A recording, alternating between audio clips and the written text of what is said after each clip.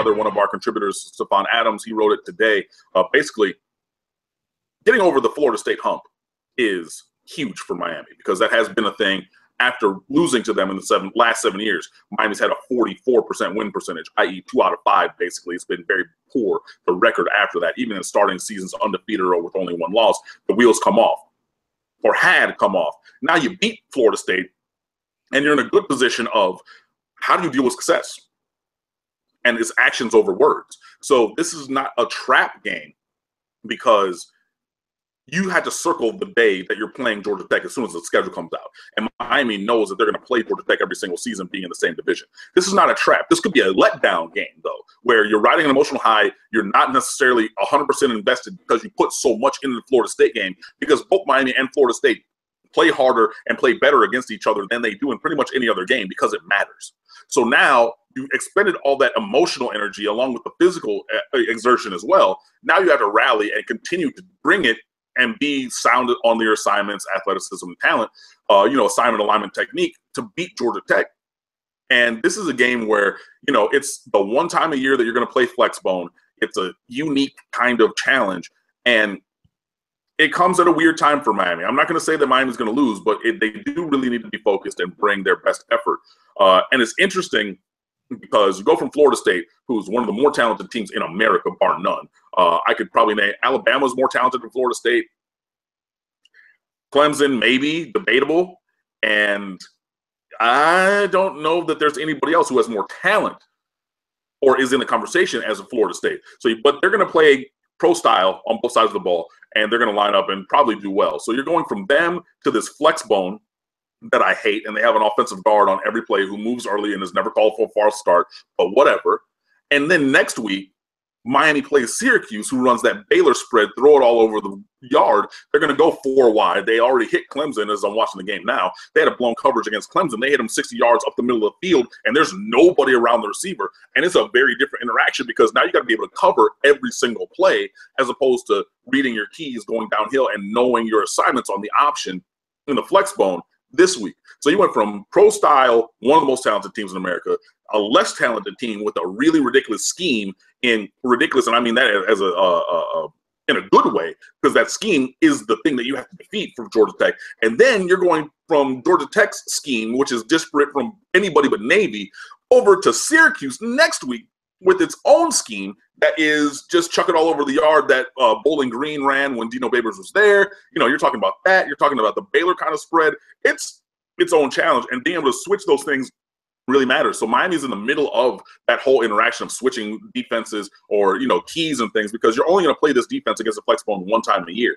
And they really have to bring it. So we'll see if they can.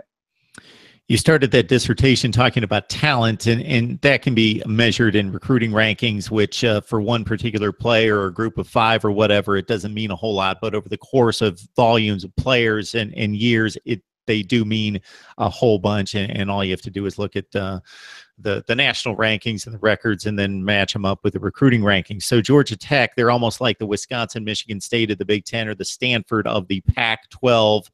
Take out the service academies. I put them in a certain place out of respect for what they do and the limitations that they have, because the focus is elsewhere. Georgia Tech runs this ridiculous offense in a good way, but they take recruiting classes that are ranked. It's almost like they don't care. They are looking for, really, everybody's looking for their kind of player and a fit, but they're really looking for a fit. So their recruiting rankings are usually 50, 55, 60. They don't care. And they still produce, not great teams. They're not competing for championships.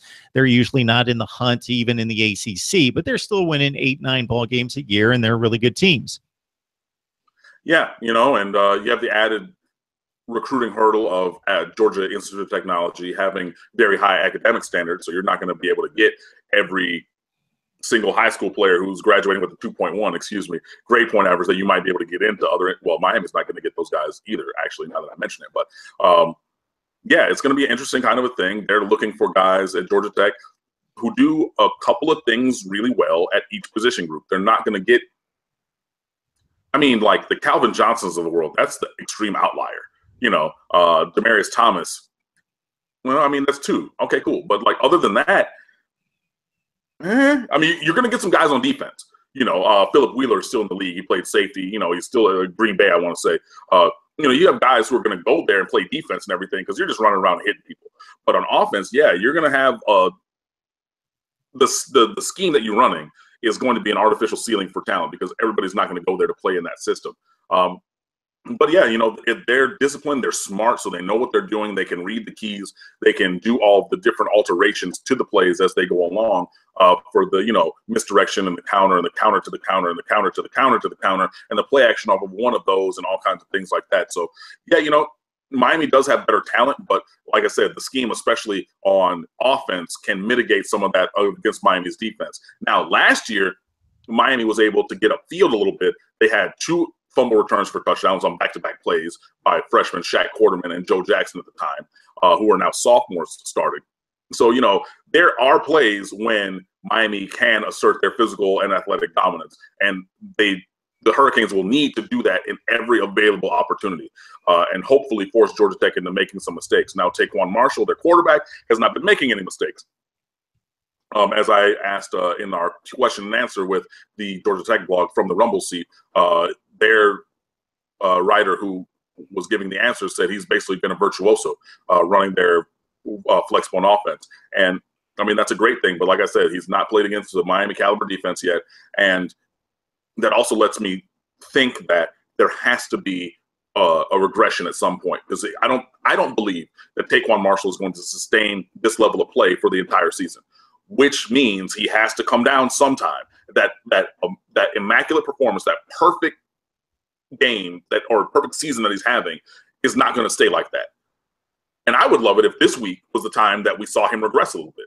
I would be perfectly fine with that. So if you want to fumble the ball a couple times, maybe force an interception on a play action pass, you have my blessing, sir. Well, we can credit him with playing. It's probably not a perfect season, but I think people understand what we're talking about. A perfect season, probably not with the adversity, but with not making unforced errors. But I would think that the Miami defense is going to force some errors in this game. Georgia Tech, Miami, you can hear why you need to catch a State of the U with Cam Underwood and the rest of the staff covering Miami football each and every day. Miami, Georgia Tech should be a good one from South Florida. All right, Cam, we always appreciate the breakdown and knocking things out for us. Appreciate it, and I'm just going to throw on a little prediction. I think that Miami wins. I think in my article or answering questions from the Rumble seed, I said something like 31-20. I think that maybe we see a little bit of first half Malik a little bit. I think that Georgia Tech can hold the ball, especially early before Miami makes adjustments. I think that even going into the half, Miami might trail, but I think that second half adjustments or halftime adjustments have been one of the strengths of the staff this season and even going back to last season. I think those second half adjustments take hold, and then Miami's talent plays out. They're able to put together a couple scoring drives and then maybe, get a turnover and a late score to really push that lead out. So I do think that they cover the spread. I think it's going to be a close game all the way through. I think the spread is like 6.5 on the game. So yeah, I think that it's going to be really tight. I think Georgia Tech might even lead at the half, but I think Miami comes back and ends up winning by about 10.